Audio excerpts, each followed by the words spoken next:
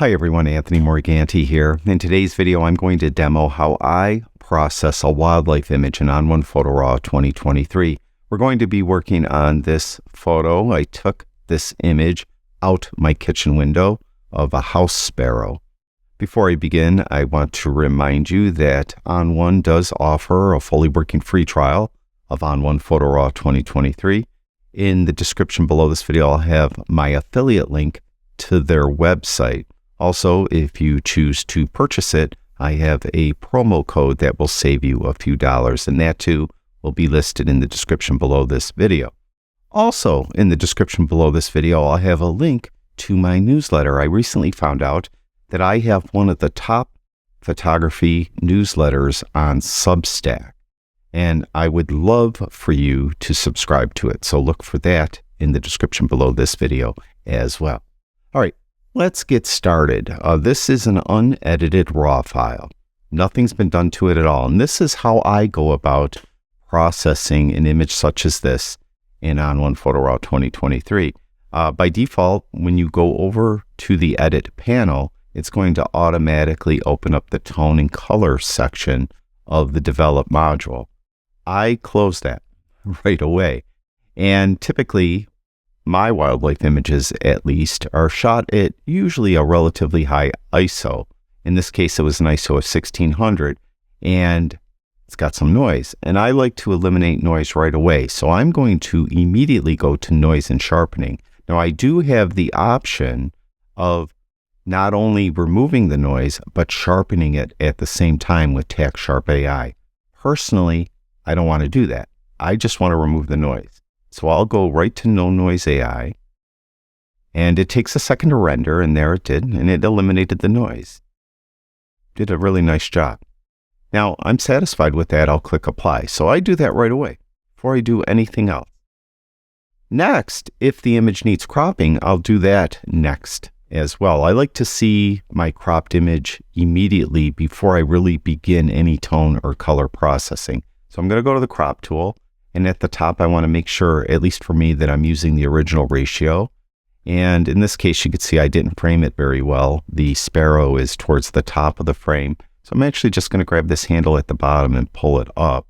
Unfortunately, I can't configure it in such a way so that the eye of the sparrow is at a rule of thirds point of intersection.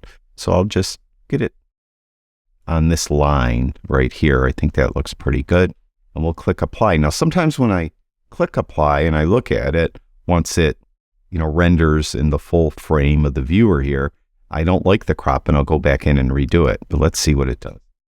I don't like it because it just seems to me that the bird is too far forward. So I'm going to go back to the Crop tool, and I'm just going to forget about that rule of thirds line over here, and I'll just have the tip of the beak touching that, and we'll click Apply.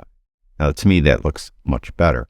All right, now I'm finally ready to edit the tone and color of this image. So I'll go to the tone and color part of this module, and typically what I'll do is I'll go to highlights and shadows first. So I want to just look at the brightest parts of the image. In this case, it's the snow right in here, and I'll go to the highlights and I just bring it down till I start to see some detail come out into there. So I get detail throughout that brightest part. Then I'll go to the shadows, and I just want to open those up and look at the darkest part and just see if I could see some detail come there as well. And I do right about there. Now I'll go to midtones at this point if I think that the midtones are just a little bit too bright or too dark. In this case, I think they might be just a little bit too bright, but I'm going to hold off on that and instead go directly to the whites and the blacks and get a white and black point. To do that, I hold in the J key while I'm adjusting these sliders. And when you hold in the J key and you adjust the whites, if you push the white up, if you go too far, you'll start to see some red overlay on the image. That means you're clipping the highlights. And typically you don't want to clip the highlights. If you print this, that would mean, if you're clipping highlights and you're printing it, that no ink would get put down there at all and you won't have any detail at all. So I want to back it off till all that red just barely dissipate. And right about there. Looks pretty good. Look throughout the whole image. I don't see any red. Now I'm going to go back to the blacks. Again, I'm going to press and hold in the J key, and then I'm going to go to blacks and move that to the left. And in this case, if I go too far, you'll see blue get overlaid on the image. That means I'm clipping the shadows or crushing the shadows. And usually you don't want to do that, at least not too much either, because if you're printing it, then you'll just get black ink put down. No detail will be there. So I'll back that off until I dissipate all that blue.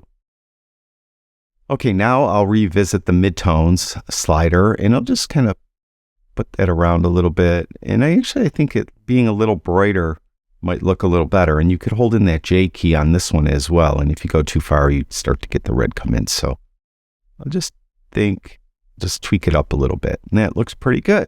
So far, so good. I'm going to go down to the color section here. I think that color temp is fine. Usually what I'll try to do is move saturation first. Saturation is going to increase or decrease the saturation of every color equally. And sometimes in the case of this background here, I might not want that as colorful as the bird. You can see how that seems to be making that background too colorful. So I'll go to vibrance, see if that looks a little better, and that does. Turn that up a bit. And I am done with this section. Now, what I want to do before I go over and do any effects to this, I'm going to close down tone and color. I'm just going to open up lens corrections and make sure that it chose the correct lens. And it did. It was a Nikon 200 to 500 lens. Chose that properly. So I just want to make sure that that is good. I don't have to do anything with transform. Now I'm ready to go to effects. You notice I really didn't do, as far as tone and color is concerned, I didn't do anything with structure or haze. I don't like typically doing anything with structure, particularly on a wildlife image. I prefer to go to the effects tab or module and go to add filter and then go to dynamic contrast. And you can see how that made the bird sharper right out of the box. There's before and there's after. Unfortunately, it's sharpening the tree, or this was a bush, the bush branches, and I don't want it to sharpen everything. So what I'm going to do is I'm going to click right here and open up the mask tool. And what I want to do is I want to go right here where it says all, open that up, and you can see that it found the animal. Just hover over that, and you can see a red overlay is on the bird. So it did find the bird. So I'm going to click on that and apply it. When you click on it, it turns blue. Click apply. Now you'll see, if I do before after, it's affecting everything but the bird. See, the thing here is when you go to this specific type of mask, in this case the animal mask, it actually removes it, or removes the adjustment from that. I want to apply the adjustment to it. So I'm going to invert this by clicking right here. Now you'll see that it's affecting just the bird. Now it's a little bit heavy-handed, so I'm going to go down here. I'm going to go to the small one, I think. Well, I like working these from bottom up, meaning I start with large, and I'll move this one around, and then I'll go to medium, and then we'll go to small. I think small is a little bit too much. So there's before, and there's after. Maybe tweak it up just a little more. So that looks pretty good. Now, typically what I'll do here is I will copy this mask because I may use it for something else. So I'll copy the mask just like that. And then I'm going to add a filter again. And for this one, I think I want to add a tone enhancer. And I'm going to open up the mask.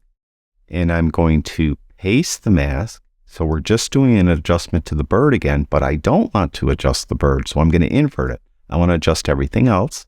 See how fast you could do that? And I'm going to go to exposure. I'm just going to pull exposure down of the background just a little bit. See how that makes the bird stand out a little more. And I think I'm going to finish this up. I'm going to add one more filter, and I'm going to add a vignette filter. And I like to start out with Big Softy preset right there. See what that looks like. Usually that's a little bit too heavy-handed. And then what I'll do is I'll just check strong and see if that looks any better. Strong's okay, but it's still a little bit too heavy-handed. So what I'll do is I'm going to jump back to Big Softy, but I'm going to go where it says size here, and I'm just going to pull it to the right. So I'm pushing it more towards the edge. Now, sometimes at this point, I find that I need to do some micro tone adjustment to the subject, in this case, the bird. Now, I don't think it really does, but I want to show you this anyway. So I'm going to go to Add Filter, and I'm going to add another Tone Enhancer filter. I'm going to again open up the masking. Now, I have that original mask copied to the clipboard. That was the mask for the bird. So I'm going to paste it again.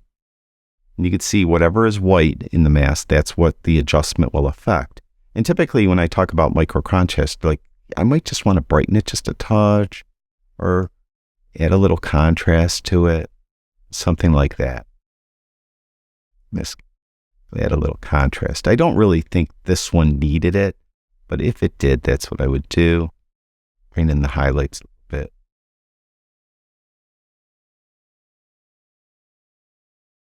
Like that. And then I could add some detail here if I didn't think it was sharp enough. I do that as well. You can see how that's over sharpening. But we're not going to do that. We'll leave that right at 0. And that's it. I'm done. So that's how I go about editing a wildlife image in On1 Photo Raw 2023. And yes, I consider a house sparrow wildlife, even though it was, taken out my side window of my house. But that's how I go about doing it. Typically, the key points I want you to remember is try to remove noise as early as you can. So I did that right away. Try to crop as early as you can in your workflow. I did that second. And then don't worry about sharpening till later. So that's why I didn't use Tack Sharp right away. You could see it's more than sharp enough by doing it the way I did it.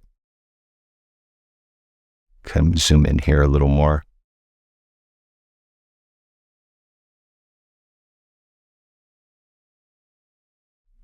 There we go. It's even over sharp. You can see it's way over sharp. I could always then go back to my effect, the specific effect I used for that, which was the dynamic contrast.